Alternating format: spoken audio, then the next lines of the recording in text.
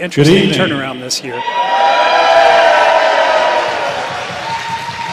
We're going to start off this evening's Swordfish with 3 demonstrations. The first one will be of Polish Saber with Jerzy Miklaszewski and Szymon Szyko from Silkfencing Team, Poland.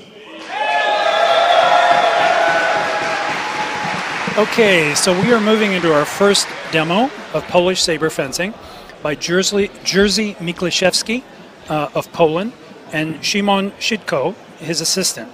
They are of the Silkfencing Team from Krakow, Poland.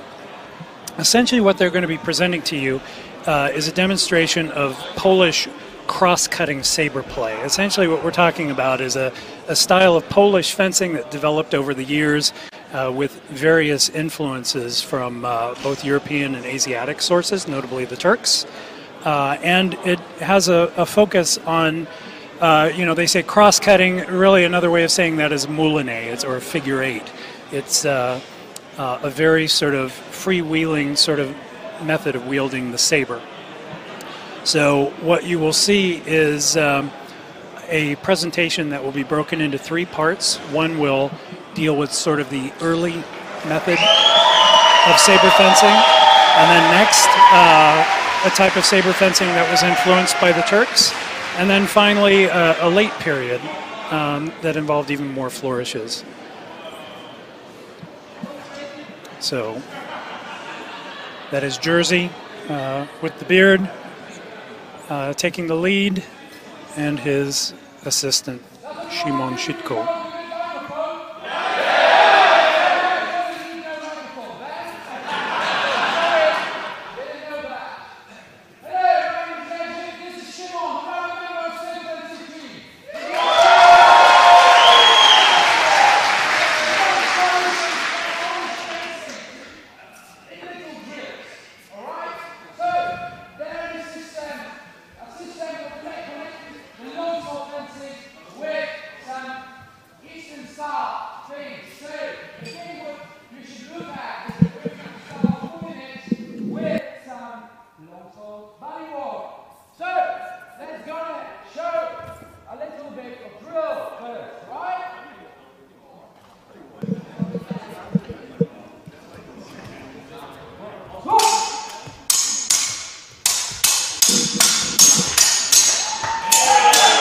Interesting to see the sparks flying from the blade. Very spirited display.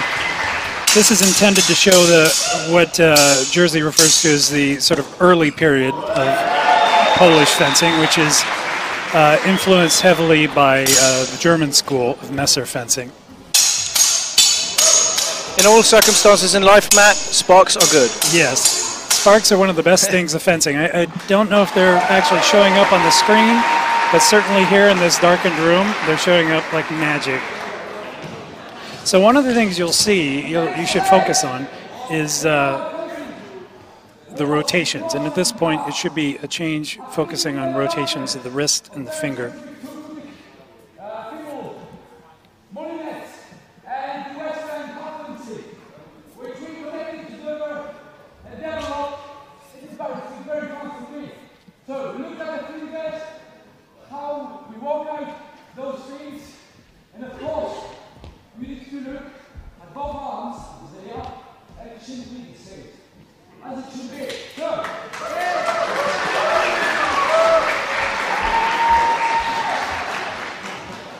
So if you talk to Jerzy, he'll focus a lot on the nature of the grip and the loosening of the fingers to release the grip and allow a much more fluid and flowing style of fencing. And that you see these weapons really spinning around quite quickly in these moulinets.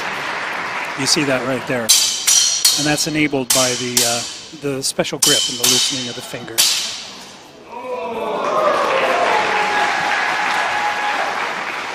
There are a couple of things that are very characteristic of Polish fencing. One is this, what he refers to as the high cover, which is essentially a high prime parry.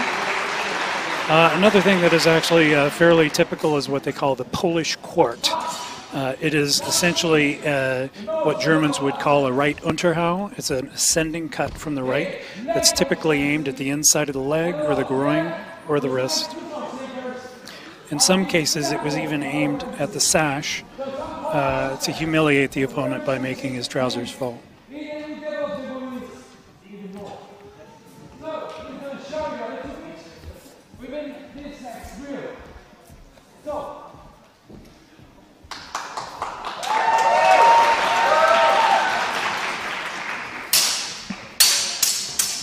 Jerzy competed this year in the Saber tournament, didn't make it all the way, but very far, and this is how he fences as well. A lot of level changes, ducking under the opponent, and of course this advanced wrist movement that you see, which is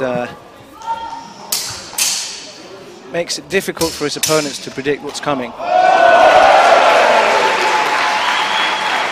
The interesting thing in some of the weapons that he uses is that they have this thumb ring that is, you know, it's a ring of metal on the left side of the grip that you insert your thumb through, and allows an extra control over the blade and assists in moving it in some of these circular motions. Ladies and gentlemen, that was Jerzy Miklajewski and